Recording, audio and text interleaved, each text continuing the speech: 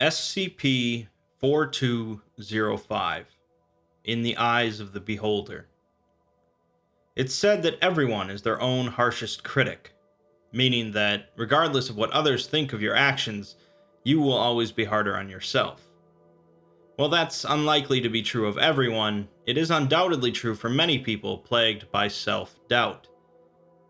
This introduction might not make immediate sense when discussing SCP-4205, but keep in mind the concepts of self-doubt and self-criticism as we go through it. SCP-4205 has a unique format for an SCP article, taking place entirely within a 90s-era computer terminal. Upon powering on the terminal, you're greeted by an animated Foundation logo and a list of documents. Let's start with the first. It's a draft of an SCP entry for number 4205, with an informal message at the top written by a researcher. This is apparently the researcher's first SCP assignment after being hired, and he has spent 3 months looking over other entries, remarking how much weird and scary stuff is in the database. He claims that this will be the dopest entry in the database, another confirmation that this is occurring in the 90s, as no one has used dope as an adjective in multiple decades. The author of this first draft is junior researcher Wade Dalitz, who marks SCP-4205 as safe and gives it a threat level of yellow.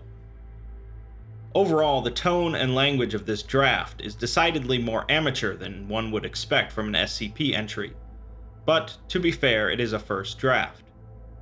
In the Special Containment Procedures, Wade notes that there are currently no known methods of containing 4205, and that any sightings are to be reported to both the site supervisor and junior researcher Wade Dalitz. SCP-4205 itself is apparently a pair of amber-colored eyes that appear within the translucent or semi-translucent pane of any window-like structure.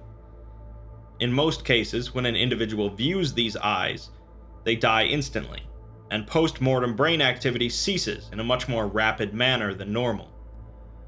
There has been one exception to this instant death, and that is junior researcher Wade Dalitz, who saw the anomaly on December 11, 1992, and proceeded to report it to the site supervisor.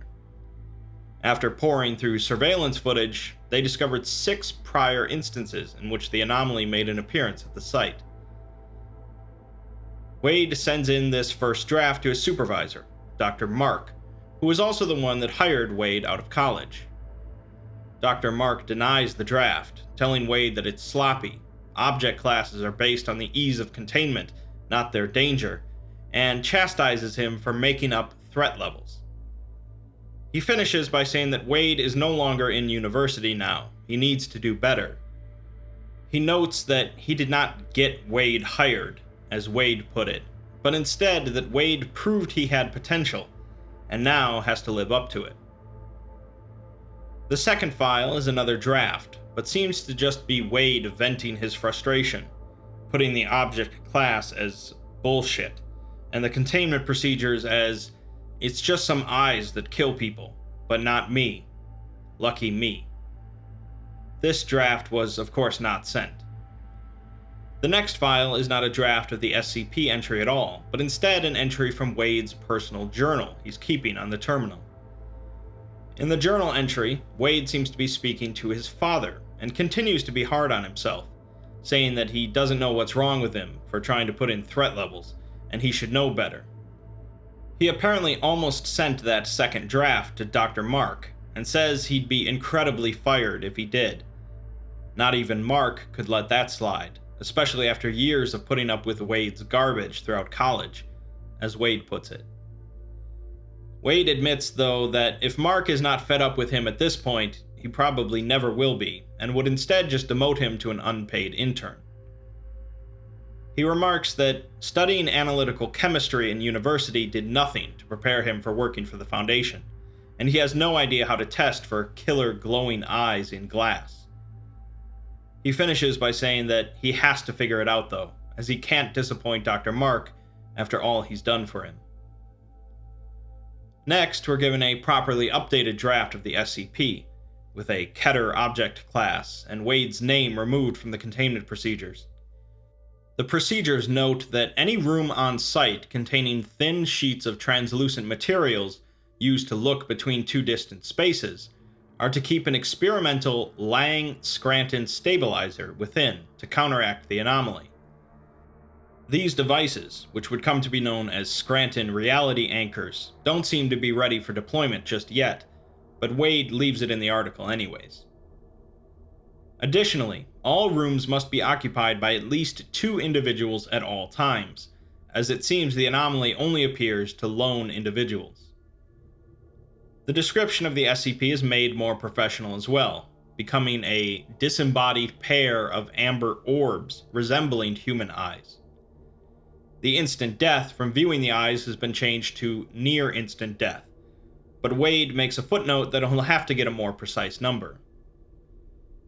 Autopsies of people killed by 4205 have shown that their bodies are completely unharmed, but their brains show extensive nerve damage, similar to electrical shock or cranial trauma.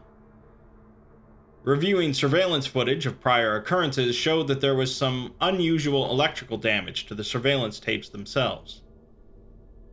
Wade has only gone back 2 years so far to find past occurrences, discovering 6 of them, but it's certainly possible the anomaly has been around for much longer, as it leaves behind no witness and no obvious signs.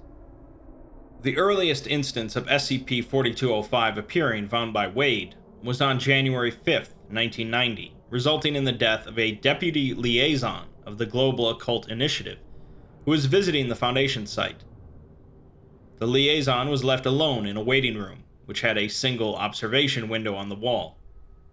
4205 appeared in the window and watched the liaison for 8 minutes without him noticing it.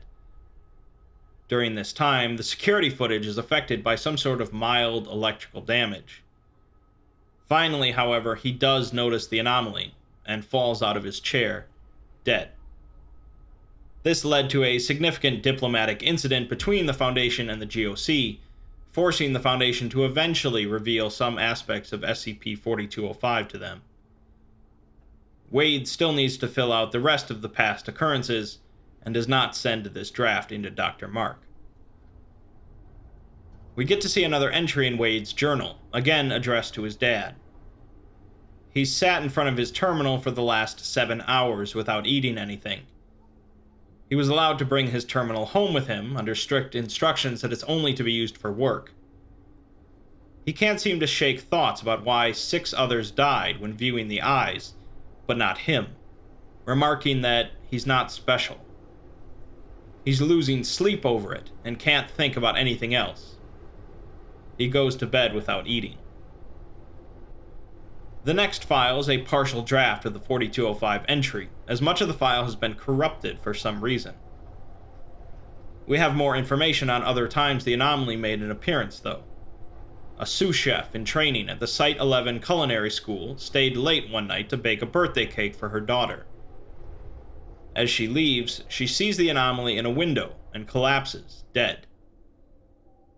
A Site 19 janitor goes to his vehicle during his break to take a nap, and dies when he sees the anomaly in his windshield. His body is found after a search as he failed to return from his break, or be seen at home with his wife. Wade includes a note writing that these victims had families, or were important figures, but who is he? Another SCP also fell victim to 4205, SCP-048, a humanoid resembling a malnourished young girl who claimed to be the Canaanite god Yam. SCP-048 filled any space it occupied with water, and was able to pass through any solid, opaque surface. Thus, it was kept in a glass cube at all times, making it particularly susceptible to 4205. There are a couple other occurrences listed, but Wade has yet to fill in their details. For one, he remarks that this guy was boring, and 4205 probably goes after boring people. Except Theo isn't boring. Theo is Dr. Theodore Quayle, who apparently saw the anomaly 2 days before Wade did, and like Wade, did not die from it. Theo was working on SCP-965, another anomaly that manifests in Windows. There was no video feed of this encounter, and so it only came to light when Theo reported an incident of 965 having eyes now. 2 days after Wade's initial encounter with 4205, he sees it again, and this time attempts to touch it. He reports that it feels like when you rub two balloons together and touch one to your arm, except all over his body. He claims that he didn't really touch it, as it's in the glass and not in front of it. He does not send this draft either. Another journal entry, as Wade tells his dad about how he's not alone in his experience with 4205 now, and that he actually knows Theo. They went to university together, although Theo apparently graduated and has been at the Foundation longer, while Wade got pulled out after 2 years by Dr. Mark. Wade bets that Theo has never had to struggle for 10 hours just to write one line of a containment procedure. Wade goes on to discuss his second encounter with 4205, which occurred as he was trying desperately to fall asleep, and he saw it in his window. Wade compares the experience to night terrors that he suffered from as a child, but instead of being unable to move, he became slowly able to move, like stiff knots at his joints coming unraveled one by one. Dr. Mark had told him to think of various tests for 4205, and all Wade could think to do was touch it, which he continually berates himself for. He hasn't told anyone about it, and hasn't submitted his last 2 drafts because he doesn't want to be taken off the project, and this is his chance to prove himself to everyone. The next draft is noticeably stranger, and includes phrases that are not only unprofessional, but also a little crazy. In the Containment Procedures, it says that containment is impossible. It has no weaknesses. It also says that any poor, unfortunate soul that see SCP-4205 and do not die should be immediately killed as well. SCP-4205 obviously just made a mistake. When discussing the effect it has on an individual's brain, Wade remarks that it's just some brain science bullshit, and no one cares what it does to the brain. Its appearance is noted as if it's not there, or it is there like a rip in space. Like Wade's eyes want to look at it, but his brain won't let him. He ends by writing that occurrences of the Lucky Six that got to die are not going to be listed, because who cares? A noted change from earlier drafts where Wade included personal details about some of the victims, because it mattered to him. The next file is another journal entry, featuring an extensive array of profanity. Apparently, the Foundation had been monitoring everything that Wade has been doing on his terminal, including all of the unsubmitted drafts and his journal entries. Dr. Mark proceeded to berate Wade for 3 hours, calling him unprofessional, childish, dense, and idiotic. He said that he never should have helped Wade, and wondered what did he ever see in him. Wade goes on to say that Dr. Mark is right, and he was just telling him what Wade has been telling himself for years. Wade was taken off of 4205 and sent home, but he'll continue to be watched. Wade admits that he now sees the eyes everywhere, in all of his windows, except for the one in his front door for some reason. Before he left, Wade met with Theo, who told him that he was feeling fine after viewing 4205, and nothing has happened since. He ends the journal entry with an ASCII version of a middle finger. Another draft for 4205, this time with the author listed as Prisoner Wade. This draft is rather sparse, as it seems Wade has put very little effort into it, which makes sense as he's no longer on the project. For the description, he's listed a few bullet points of things to add later on. These include adding how it feels like it's getting closer, and how some, like Quail, do not seem to be affected at all. He ponders what Quail's first name was. He also wants to add that it has claimed ownership, and the feeling of static. He's also carried out a handful of tests, including shining a flashlight on 4205, which did nothing, tapping it with a broomstick, which resulted in a slight increase in feeling of static, which dissipated after a few seconds, and trying to have a chat with it. It took a while, but 4205 apparently responded, although Wade can't write down what it said, as it told him not to. Wade also tried to play catch with it, which resulted as you'd expect, with a broken window. He can see it in the shards of glass. His next test was to touch it again, but he notes that he won't. The next file is another journal entry, although it's also heavily corrupted.